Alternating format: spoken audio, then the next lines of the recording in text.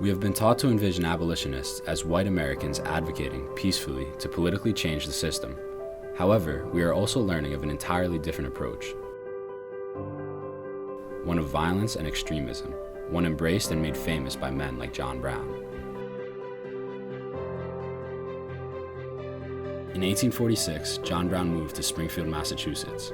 This bustling city was already a hotbed for abolitionism, as well as a frequent stop on the Underground Railroad.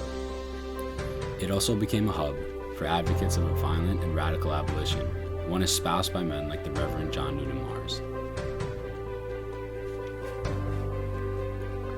Because Massachusetts' Constitution outlawed slavery in 1780, the state had become a destination for black people. Some from the South, but many from Connecticut and New York. Springfield became home to a thriving black community. The 1855 census listed 392 black inhabitants. It also became a well-known safe haven for countless escapees fleeing slavery. There were numerous African American churches, and with the Connecticut River economy booming, a thriving black community developed under the leadership of men like Mars, William H. Montague, Thomas Thomas, Eli S. Baptist, and Alexander Du Bois, grandfather of W.E.B. Du Bois. Perhaps, because of this, John Brown moved to Springfield. According to Springfield historian Joseph Carvalho, his time there helped confirm his belief in the evils of slavery. More significantly, it opened his eyes to the possibility of effective resistance.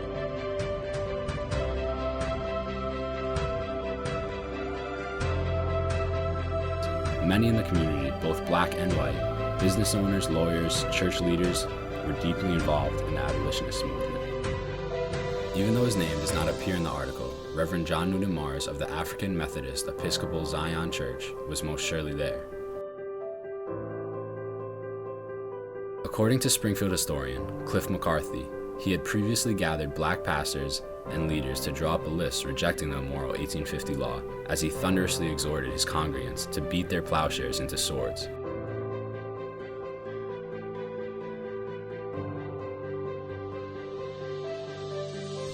For years, Mars worked tirelessly to improve the quality of life for African Americans in the United States. He promoted temperance societies for African Americans as well as equal education opportunities for black children. He was active in the Massachusetts and American anti-slavery societies and was an outspoken opponent of slavery. After serving in Salem for 2 years, Mars went to Upper Canada as a missionary to the enslaved who had escaped to that area. Channeling this rhetoric, a year later, John Brown established a Springfield branch of the League of Gileadites. This group also recommended ways to help fugitive captives who had been arrested and captured. It also advocated for armed vigilance, militants, and uncompromising resistance. These words simply echoed the language already being used and acted upon by Springfield's African American community. As a civic and religious leader, it is certainly reasonable to assume that John Newton Mars was present to hear the words of his former Connecticut neighbor, especially as Brown's recorded words sounded so familiar. Soon after establishing the League, Brown left Springfield. According to Dr. Carvalho, his work, and more importantly, the work of Springfield's black community, ensured that not one person was ever taken back into slavery from Springfield.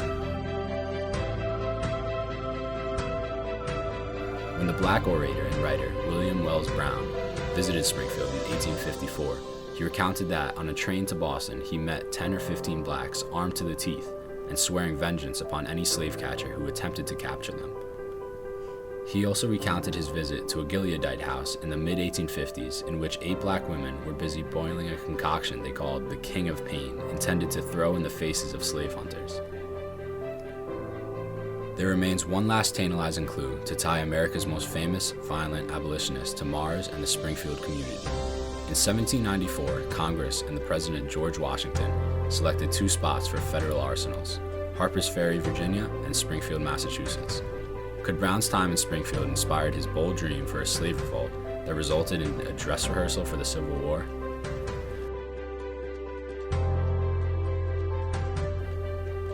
United States history is typically taught in a way that highlights the contributions of white Americans.